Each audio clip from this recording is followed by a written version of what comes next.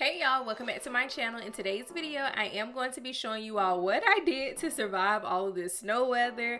And of course, we're going to start off with freshly washed and conditioned hair, because if you are going through a snowstorm or been through it, you do not want to have sticky hair or unclean hair. So of course, I'm going in with my typical 4 sections because we will be starting off with our leave-in. Now, the style that I chose to go for today are basically like box braids on my natural hair. So I knew that I could get away with wearing these around the house and then maybe taking them out at the end of the week, which I did for a nice braid out. I am making sure that I am being thorough with this leave-in conditioner. This is kind of like my base for moisture with my hair, so I like to make sure I rake that through with my fingers, and then I'll go through and detangle, spreading that product even more.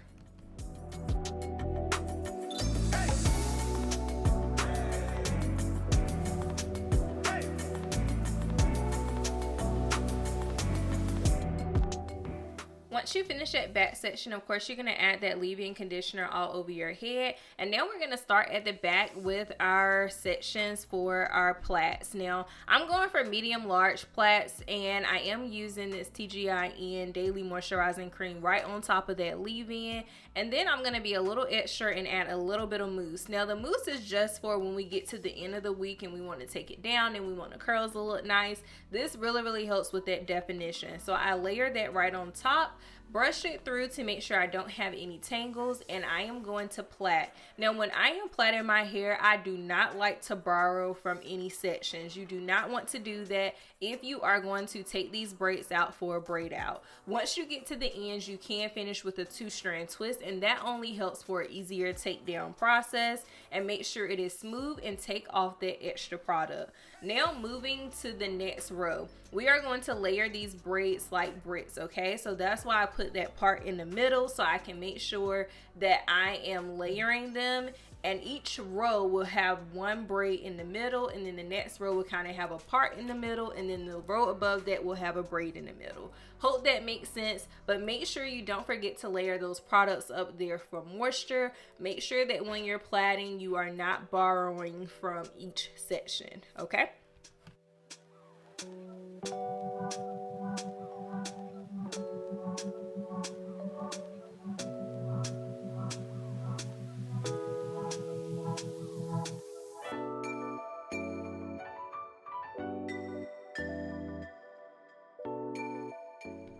If you feel that the hair needs a little bit of moisture, first start off by just adding a little bit of water before applying those products. Sometimes in the past, I have layered on too much product, and that can cause product buildup and flakiness. So make sure you're being modest with how much product you are using. And if it is extra, of course, like I do at the end of the plait, I go ahead and take that excess product off and keep it moving. As you all probably saw in the previous sections, I do like to give it a little coil at the end around my finger. That's just to get that little nice curl at the end, and it will also keep these plaits in place throughout the week.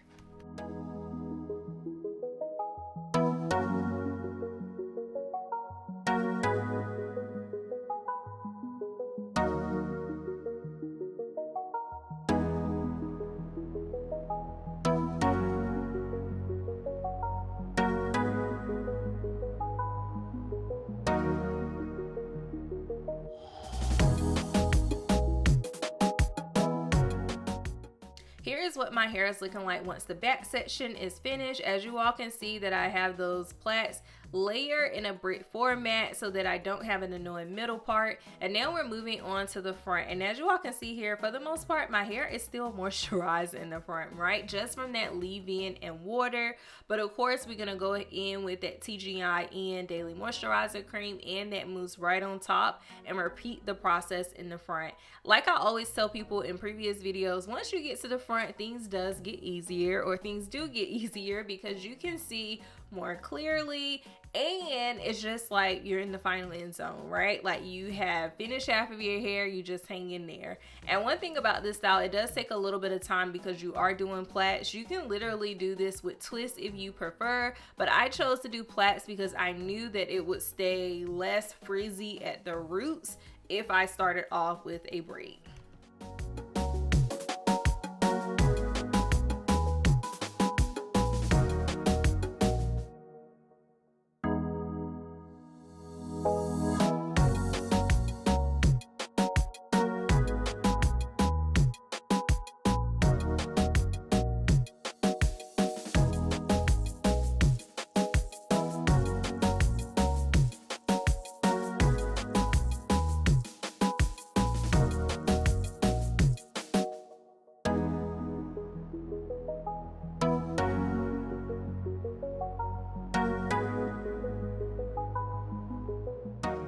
And with this particular snowstorm, they were worried that we would lose power, so I definitely set up under the dryer, okay? I was not gonna thug it out with wet hair, so I set up under the dryer, and here's what my hair looks like when it is all dry. As you all can see that my hair shrunk a little bit, which is totally fine. Shrinkage is also like a sign of healthy hair, okay? So if it ain't shrinking, that's when we need to be worried.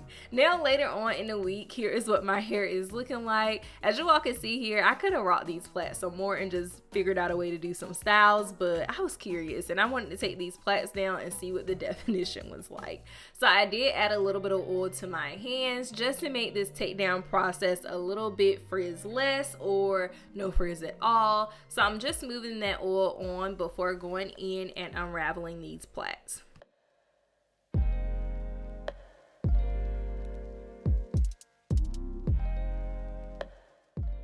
The key to taking these plaits out efficiently is getting your hands on the two end pieces and literally pulling them apart so that it unravels most of the plait for you. Once you get to the top, here's what it is looking like. I actually did not separate, so I literally left my strands into those 3 sections as a part of the plait. And for me, I like to do that on day 1 hair whenever I'm wearing my twist outs or my braid outs, because it helps for that definition to last all week. So on day 1 hair, I'm not usually going for like the most volume, but I'm definitely going for that definition because I need that definition to last all week.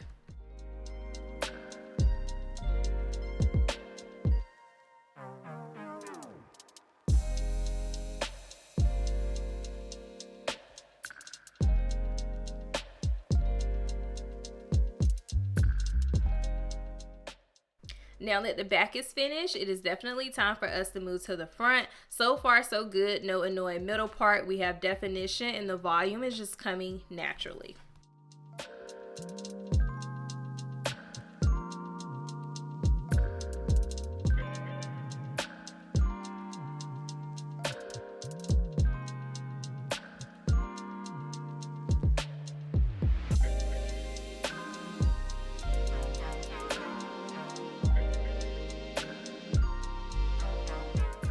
Here's what my hair is looking like once all of the plaits have been removed, and as you all can see here, I did tuck a few pieces in the front behind my ears, and that's just to get the hair to frame to my face a little bit better. For day 1 braid out hair, I am not mad. I have definition, a little bit of volume, and the shine is still there, so I cannot be mad. By the end of the day, this is what my hair is looking like. I wanted to show you all that over time the hair will naturally frame to your face without having to do a whole lot of manipulation.